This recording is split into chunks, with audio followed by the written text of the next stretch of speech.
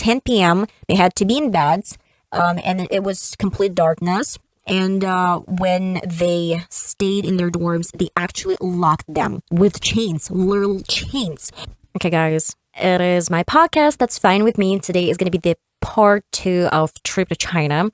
And one of the comments that I got from my previous part that it's disconcerting to look at me without my mouth. And some people really want to see my mouth when I do this podcast. I'll try my best, guys, if the sound isn't really good. So I would need to transfer my mic to my old place. Okay, let's get started. I talked about my trip to China last time, and so far so good, guys. You really like this experience, I guess, that I shared, and I'm gonna carry on with the story. When I came to China, I remember. Well, we talked about prices. It's really easy to live in China with a low budget. When my husband and I went to Beijing, it was in April. We didn't spend a lot of money. Though I'm going to be talking about some kind of frauds that we faced there. But we had a budget 500 yuans. I don't know how to pronounce this in English. And we had everything. We could eat a lot of food. We could take bus, we could go by metro anywhere we wanted, and we spent only 300 yuans. I guess back then maybe 400. It's not that much. It's probably back then was less than $50 or maybe $50 per 1 week, which is insane and crazy. The tickets are pretty much expensive, but the cost of living is so inexpensive there. And I remember we went to the old city. It's the place where Emperor was staying. And I don't even remember what century this was, but it's just a huge city full of some palaces, and it's like in the middle of Beijing. And if you've ever been there, you know what I'm talking about. When we went there, first things first, it was really cool because every single time you come to China, and if you have anything remotely than my face, and I'm talking about like super fair skin, big, let's say almond eyes, and they just consider you pretty, you're gonna drag a lot of attention, crazy amount of attention. But I was with the girls, and it's not even a stereotype, but every single time you come to China, they think that you cannot speak Chinese and you don't understand Chinese. Partially that was true, but we still could understand some words and some phrases. And when my friend and we went to a passport to take some photos we needed for the visa. And we came to this passport, let's say, not even passport, but this photography studio, let's say.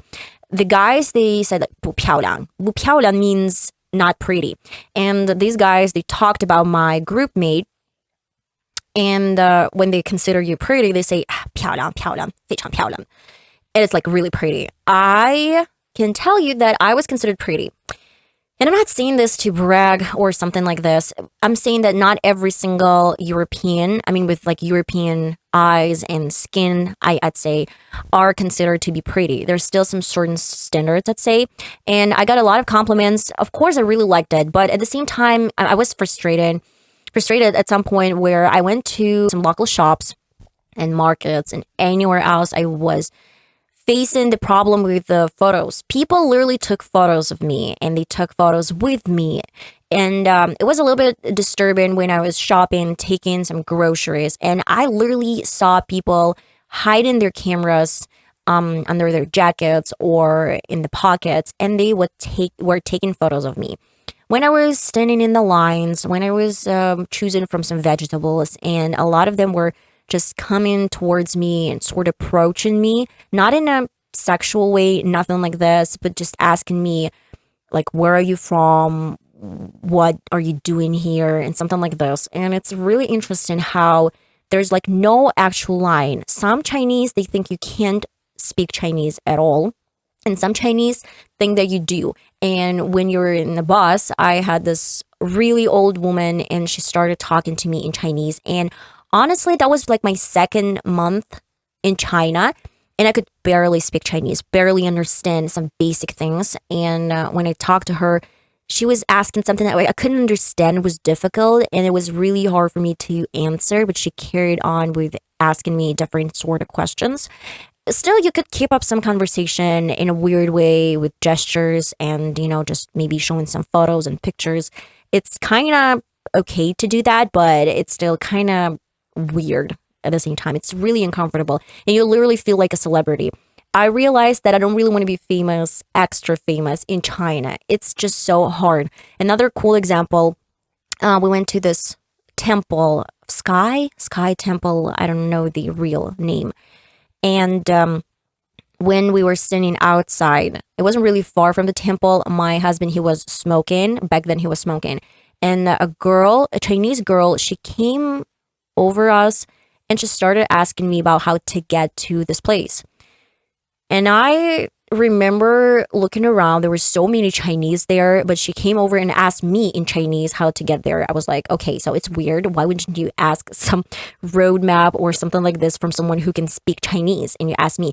I feel they tried a lot of the times, they tried to speak with a foreigner, but some of them can't speak English. That's why they just do this in Chinese, and they hope that you can do this in Chinese in return. But a lot of the times I guess it's a stereotype where people say that every single Chinese would, even if you can speak Chinese, they would try to just, they don't really understand you. They would say that they don't understand, and they wouldn't even try to talk to you guys. It's not true. Every single time I came over some Chinese, they were always nice to me, and they always tried to help me. And another story to tell you guys, a lot of Chinese, they love onions, green onions, garlic. And a couple of times that was really difficult for me because I went from Dalian to Beijing to meet my husband in April, and I was sitting near the window. I got lucky to get the seat near the window, and the guy was an old man. I guess it's more like for old people than the young one, the young generation, let's say. And he wanted to look in the window and just sky.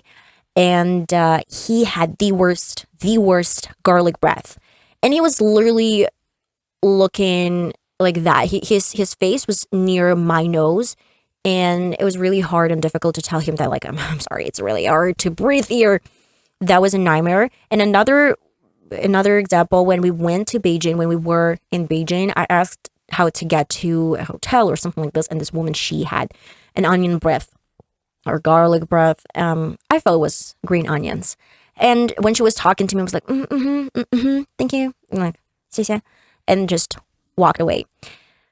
Oh, that was hard. That is really hard. That's why, yeah, if you are considered to be pretty to the standards of China, they're going to follow you everywhere. In Beijing, when we went to this imperial, like, palace, let's say, imperial palace, a group of students, they literally caught me by my hand, and they asked to take photos with me. And I took photos with, I don't know, like 13 girls, but they didn't even actually ask me. They just caught me by my hand, and my husband, like back then boyfriend, he was walking somewhere else, and I didn't have a chance to tell him, like, wait, I'm stuck here.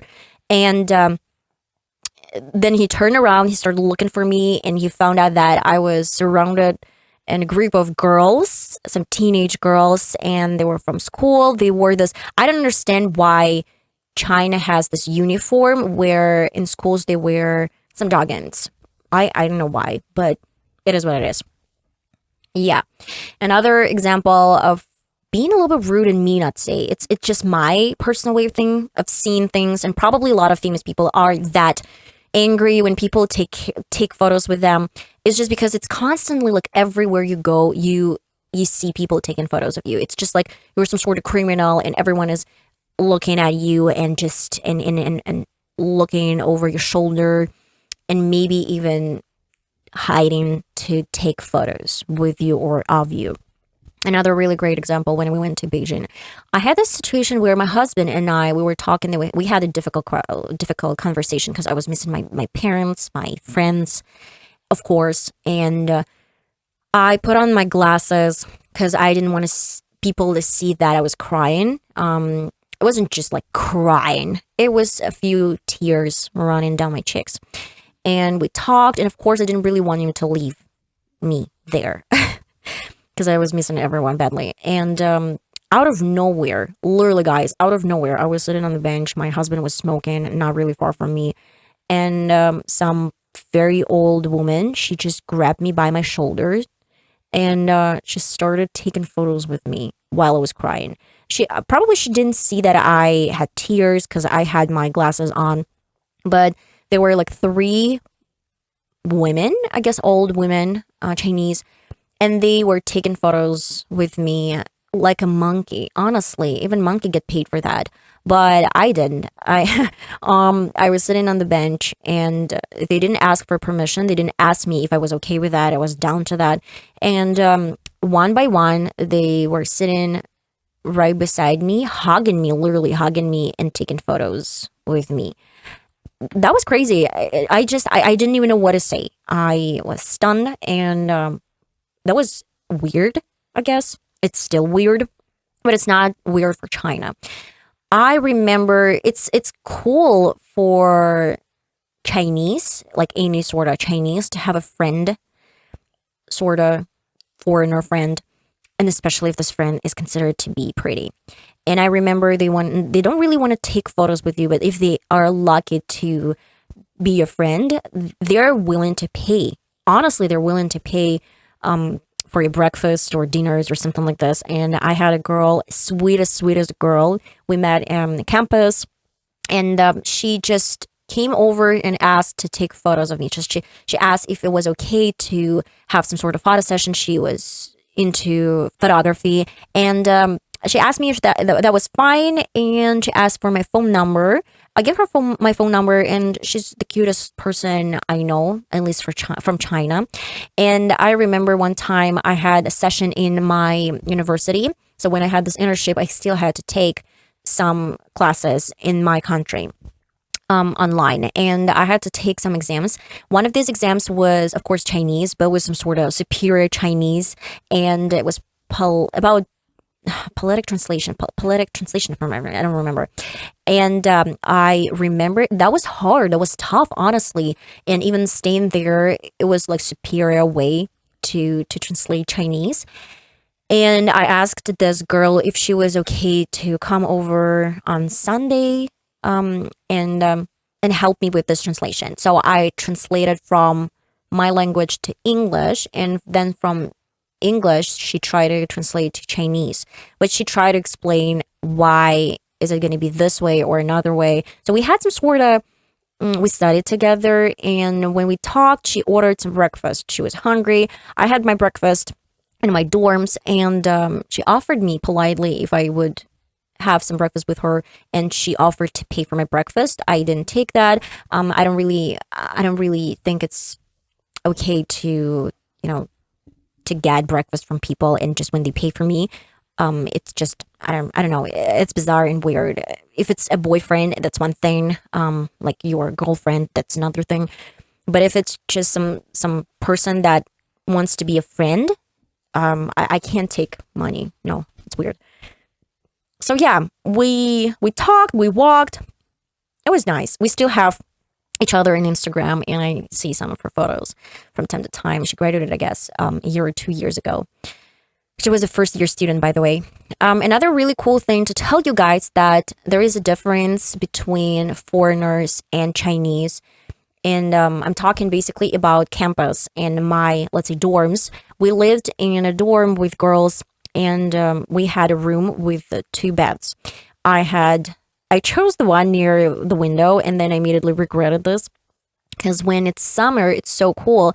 But when it was winter, the building was kind of fresh. It was under 5 years, I'd say, when it was exploring. I had a teacher, my Chinese teacher, who stayed in my city, and he graduated like 5 years earlier than we did. And when we talked, he said that he stayed in Dalian, and he knew that this new campus with new dorms was building back there.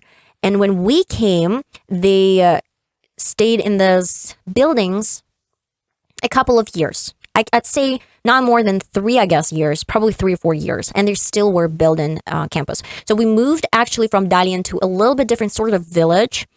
And it was quite okay. I mean, it was well developed. The transportation was it was great. It was near the sea, maybe 20 minutes to get there by feet to the sea, but obviously it was a little bit far from Dalian city. It took us maybe 2 hours to get there by bus to Dalian. And there's a huge difference. If you are a foreigner, you can live with girls. Not with, I mean, yeah, of course you can live with girls. And you have like two girls per one room. Or another, we had just a room with the bathroom. So we had toilet and shower in one room.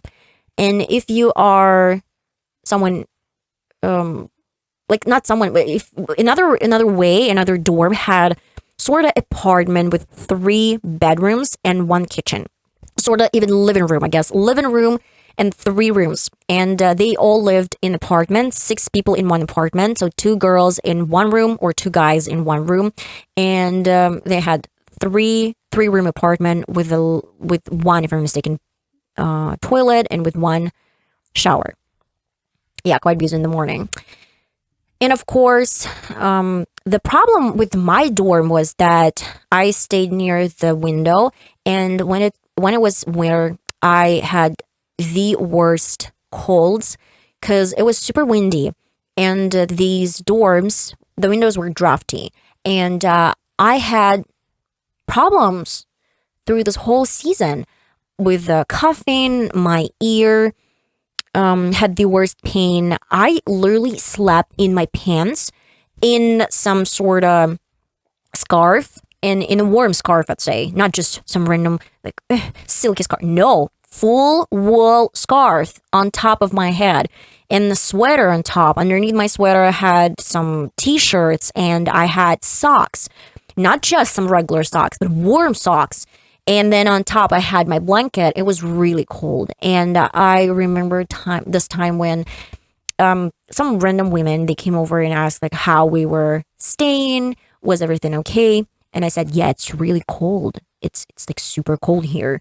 And the heaters were off. Most of the time, heaters were off, and they turned them on from 6 p.m. to 8 p.m., if I'm not mistaken, and probably like early in the morning. And the rest of the time, they weren't heating. And our group mates were quite lucky because they stayed in next room, I guess, and they had boilers underneath. That's why it was a little bit warmer for them, because the boilers with warm water were underneath in the basement. And this was the first floor. That's why everyone who came over like through the doors were always open, and we were staying near the door, first floor. And it was literally the worst timing for me, because I hate cold weather, and we had to stay in this kind of dorm where there were no heaters. Just heaters were there, but the problem was that they were not working most of the time. And when I told these women that, oh, it's really cold, just and they said, yeah, but while you're sleeping, you don't really feel cold, and you have a blanket, and that was it, and then just left. But we were more or less lucky. We didn't have a real kitchen. I had to go to the basement, and we had only 2 sort of small, cooks, some sort of small cooks to cook, and 1 or 2 tables, and that was it. So I had to cut everything in my room, and then go down, cook, and 1 sink. We had 1 sink, 2 cooks. It's not even cook. It's just 2 small plates where we could cook. 1 sink, 1 table, maybe 2 tables, and that was it. It was easy for me to reach this kitchen because it was down in the basement. And of course, we had to wash the clothes in the basement as well. I don't remember if we had to pay for that. Yeah, we had to pay probably. No, we didn't have to pay. Yeah. And that was it, guys, obviously, for us. But if you're Chinese, oh, that was like Sparta. Sparta was flourishing there. They lived 6 or even 8 people in one room. They had the beds on top of each other. That's not a single bed, but like double bed, I guess, but on top. And then if we could use everything throughout the day and even night, and we had a toilet and shower in the room, they had no toilet, no shower. I'm not sure about toilet, but no shower at all. That's why near the dorms, there was some sort of mall, a small mall for students in this campus.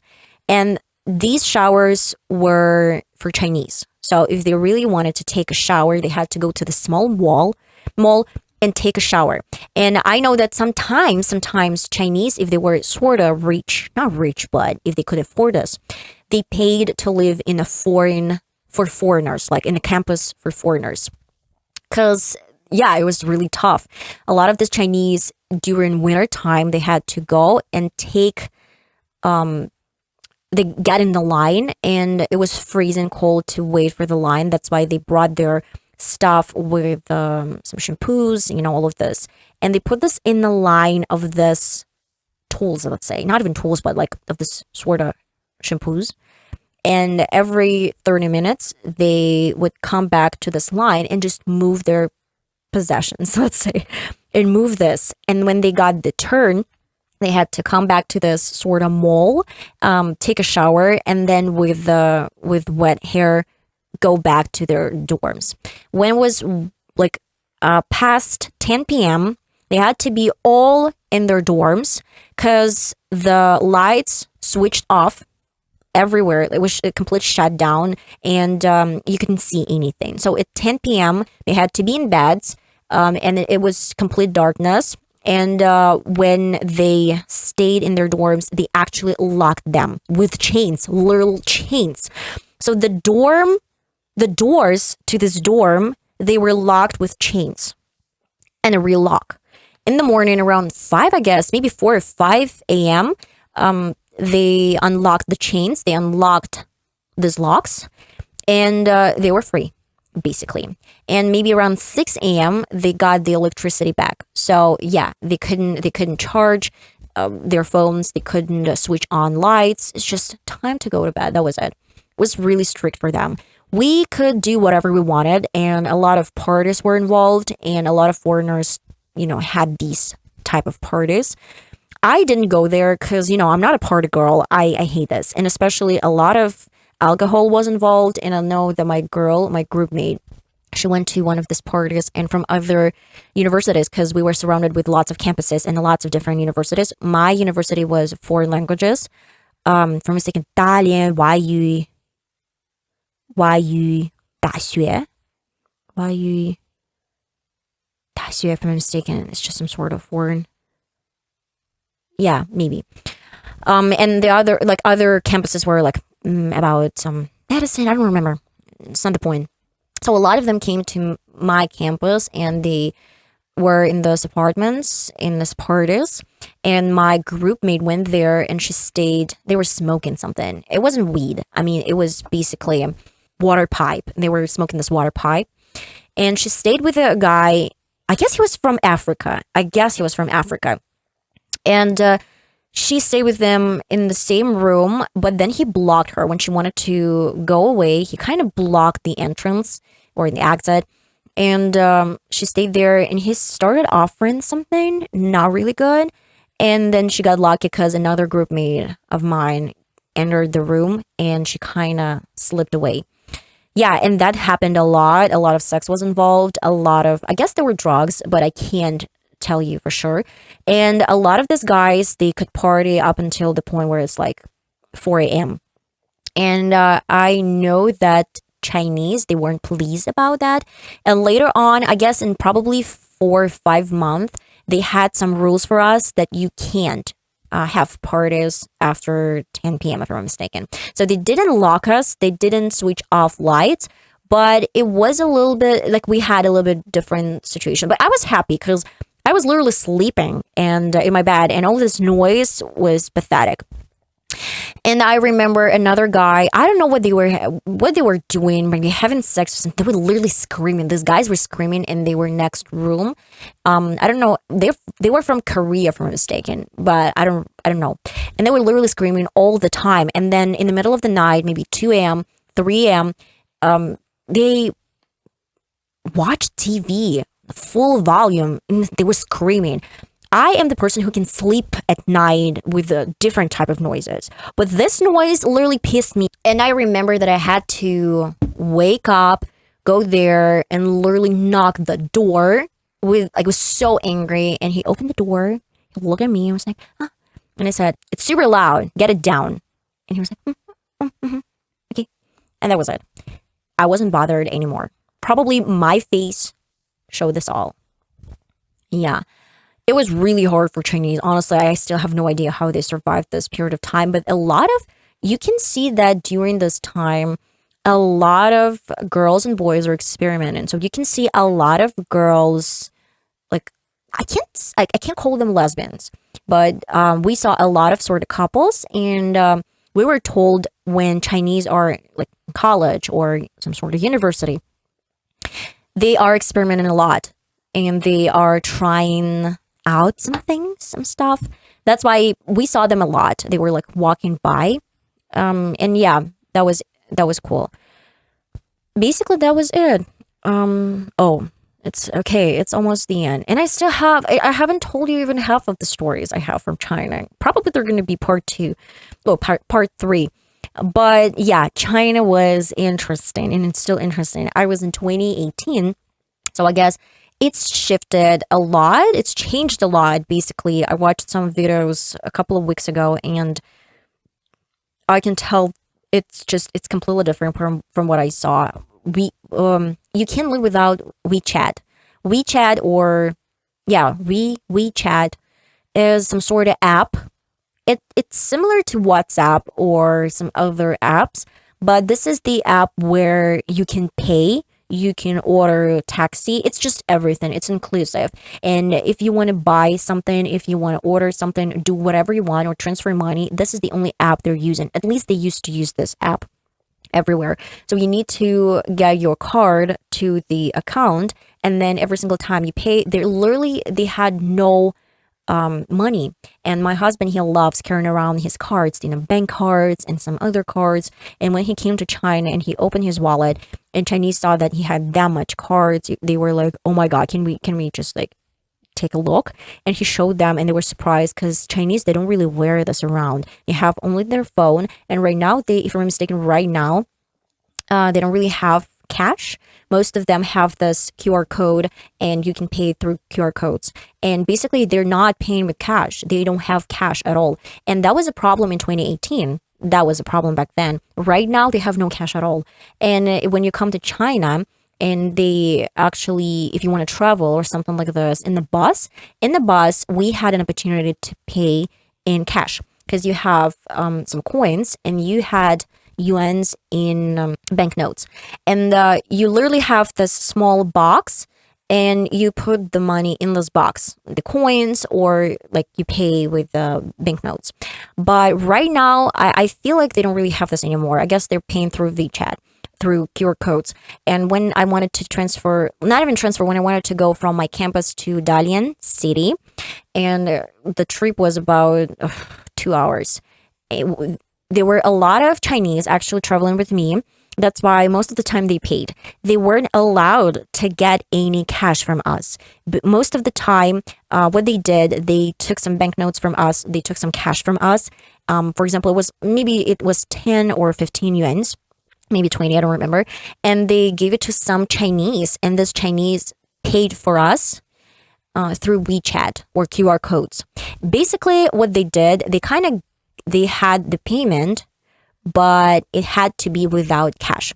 This way, they ensured, I guess the government ensures that there not going to be any sort of, like, it's all clear, everything's clear, how much money gets there, how much money, I guess they try to prevent taxes problems, or maybe when someone is stealing, I don't know. Yeah, I guess that's pretty much it for today. I don't really think we need to dive into this topic even more. I have a lot of more things to tell you guys. And I guess that's going to be part 3 later on. But that was an interesting trip. I hope you enjoyed today's podcast. That's fine with me. If you have any questions, you know where you can ask them down in the description box. I have my mail, and yeah, that's going to be amazing if you ask me any questions to discuss. And that's it. Love you all, guys, and I'm going to see you next time. Bye-bye.